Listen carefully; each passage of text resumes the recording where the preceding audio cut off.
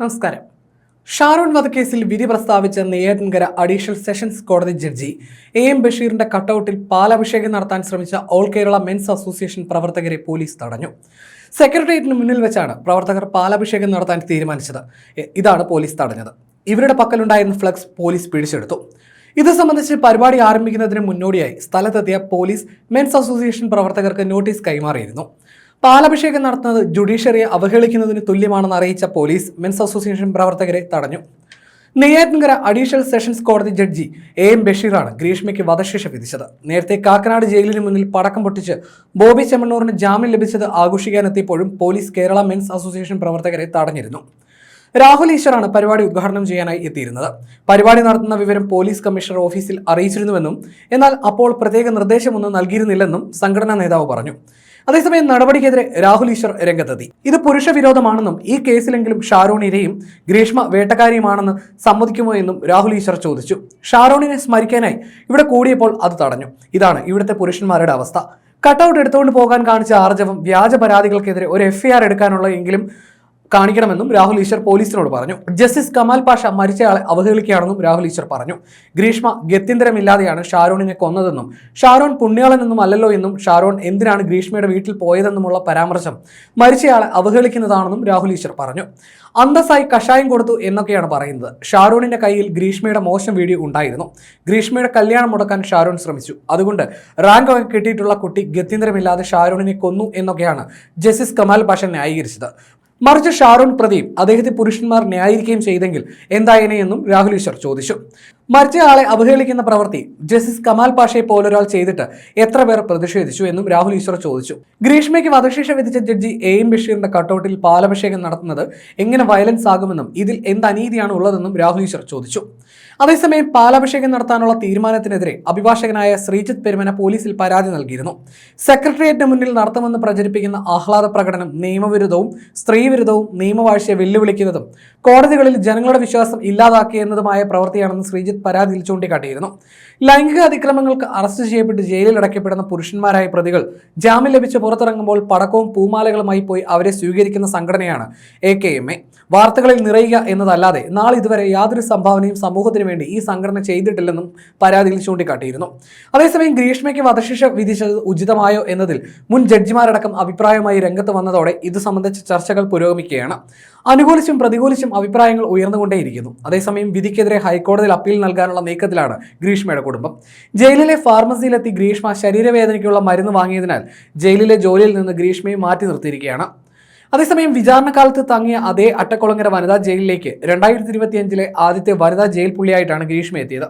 അട്ടക്കുളങ്ങര വനിതാ ജയിലിൽ അറ്റകുറ്റപ്പണികൾ നടക്കുന്നതിനാൽ 14-ാം ബ്ലോക്കിൽ മറ്റ് റിമാൻഡ് പ്രതികൾക്കൊപ്പമാണ് ഗ്രീഷ്മയെ താമസിപ്പിച്ചിരിക്കുന്നത്. ഗ്രീഷ്മയ്ക്കൊപ്പം സെല്ലിൽ 4 സഹതടവുകാരാണുള്ളത്.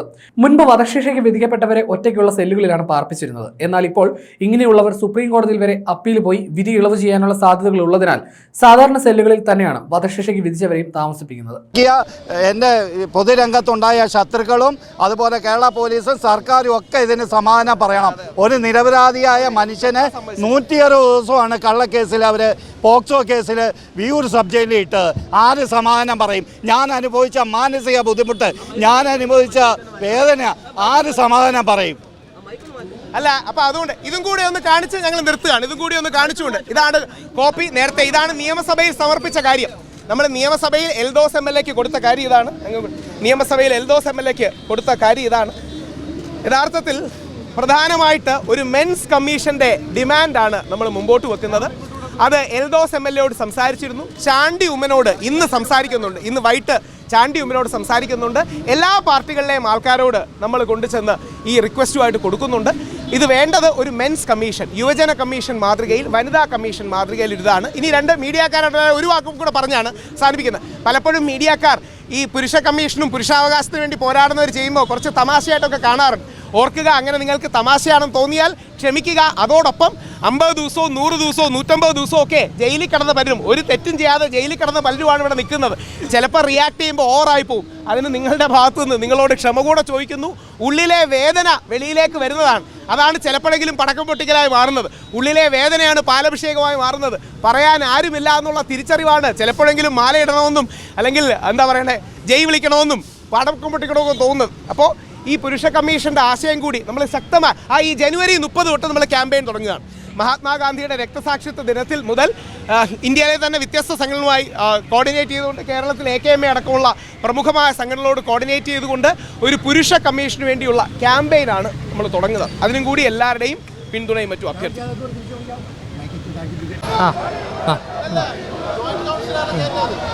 ഇന്നത്തെ കാലത്ത് ഈ പുരുഷ കമ്മീഷൻ വരേണ്ടതിൻ്റെ പ്രാധാന്യം എത്രമാത്രമുണ്ട് ജി?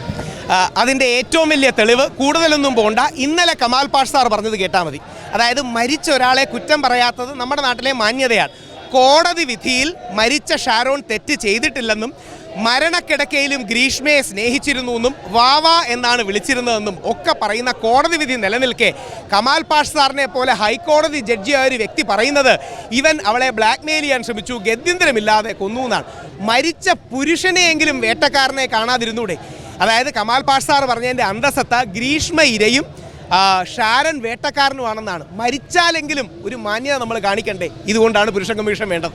നേരെ തിരിച്ച് ഒരു കാര്യം കൂടെ മറുനാടിനോട് ഒറ്റ ചോദ്യം മാത്രം ചോദിക്കാം. ഞാനോ അജിത് കുമാർജിയോ ഇദ്ദേഹമോ ഒക്കെ, അതായത് AKMയുടെ ഏതെങ്കിലും ഒരാൾ നാളെ ഷാരൻ ഗ്രീഷ്മയെ ഇങ്ങനെ കൊന്നു എന്നിരിക്കട്ടെ, ഷാരൻ ഗ്രീഷ്മയെ കൊന്നു, ഷാരനെ ന്യായീകരിക്കുകയോ ഷാരന് വേണ്ടി ഇങ്ങനൊരു ഡിഫൻസ് ഞങ്ങൾ TV-യിൽ പറഞ്ഞാൽ ഞങ്ങളെ അറസ്റ്റ് ചെയ്യും. അതായത് പ്രതിഷേധമൊന്നുമല്ല, ഞങ്ങളെ അറസ്റ്റ് ചെയ്യും.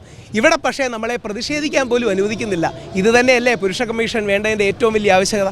അപ്പോൾ ആണുങ്ങൾക്കും ഇത് ഓൾറെഡി അസംബ്ലിയിൽ നമ്മൾ കൊടുത്തു. MLA എൽദോസ് അത് ടേക്കപ്പ് ചെയ്യുന്നുണ്ട്. സ്വകാര്യ ബില്ലായിട്ട് വരികയാണ്. വനിതാ കമ്മീഷൻ, യുവജന കമ്മീഷൻ മോഡലിൽ നമുക്ക് ഒരു പുരുഷ കമ്മീഷൻ വേണം. ഈ ജനുവരി 30 മുതൽ AKMA കേരളത്തിലും ദേശീയ തലത്തിൽ പല കമ്മീഷനും, സേവ് ഇന്ത്യൻ ഫാമിലി ഫൗണ്ടേഷൻ അല്ലെങ്കിൽ men's commission rights, men's right commission, എല്ലാവരുടെയും ഭാഗമായി നമ്മൾ കേരളത്തിലും ദേശീയ തലത്തിലും പുരുഷ കമ്മീഷന് വേണ്ടിയുള്ള ആവശ്യവും നിവേദനവും പ്രക്ഷോഭവും ഒക്കെ ജനുവരി 30 തുടങ്ങാൻ പ്ലാനും. MLAയുടെ പ്രതികരണം എന്തായിരുന്നു? MLA വളരെ പോസിറ്റീവാണ്. MLA നടത്താൻ, അതായത് യൂഷ്വലി രാഷ്ട്രീയക്കാരെ മോശം പറയല്ല, പരിഗണിക്കാമെന്നൊന്നുമല്ല, ശക്തമായ അദ്ദേഹം നടത്താമെന്നും അദ്ദേഹം ഇന്നലെ എന്നെയും കൂടെ കൊണ്ട് നിയമസഭയിലെ മുറിയിൽ പോയി ഓൾറെഡി യുവജന കമ്മീഷൻ്റെ ഡ്രാഫ്റ്റ് എടുത്തു. കേരളത്തിലെ യുവജന കമ്മീഷൻ്റെ മാതൃകയിൽ ഒരു മെൻസ് കമ്മീഷൻ അദ്ദേഹം സ്വകാര്യ ബില്ലായി അവതരിപ്പിക്കാമെന്ന് ഉറപ്പ് നൽകി. അതിൻ്റെ അടക്കം വീഡിയോ അദ്ദേഹം പറയുകയും ചെയ്തു. അതുകൊണ്ട് അതെ, ഇനി MLA ഇനി ഒരു കാര്യം കൂടെ, MLA ഒരു ഇരയാണ്. ഇരയ്ക്ക് ഇരയുടെ വേദന പറഞ്ഞാൽ മനസ്സിലാവും. ഇത് TV കാണുന്ന പല ആൾക്കാരും ഈ പുരുഷന്മാർ തമാശക്കാരെന്നൊക്കെ പറയും. പക്ഷേ ഇവിടെ കൂടി നിൽക്കുന്നവരാരുമേ ഒരു ആശയം കണ്ട് വന്നതല്ല, അവരുടെ ജീവിതത്തിലെ വേദനയും വിഷമവും കണ്ടാണ്. ഇദ്ദേഹം ഒരുപാട് കാലം ഒരു തെറ്റ് ചെയ്യാൻ ജയിലിലിട്ടു. ആ മനസ്സിലെ ദേഷ്യം കാണും. അങ്ങനെ ഉണ്ടാവില്ലേ? നമ്മളൊന്ന് ആലോചിച്ചാൽ മതി. നമ്മുടെ അച്ഛനോ സഹോദരനോ സുഹൃത്തോ ഭർത്താവോ ആരെങ്കിലും അല്ലെങ്കിൽ മകനോ നമ്മൾ ജയിലിലായ നമുക്കുള്ളിൽ പൊള്ളലുണ്ടാകും. ആ പൊള്ളലാണ് ചില സമയത്തെങ്കിലും നിലവിളികളായി മാറുന്നത്. ആ നിലവിളികളെ കളിയാക്കരുത്, അതിനെ ബഹുമാനത്തോടെ നോക്കണം. അംഗീകരിക്കുകയൊന്നും വേണ്ട, ആ നിലവിളികളെ അധിക്ഷേപിക്കാതിരുന്നാൽ മതി എന്നുള്ളതാണ് അഭ്യർത്ഥന.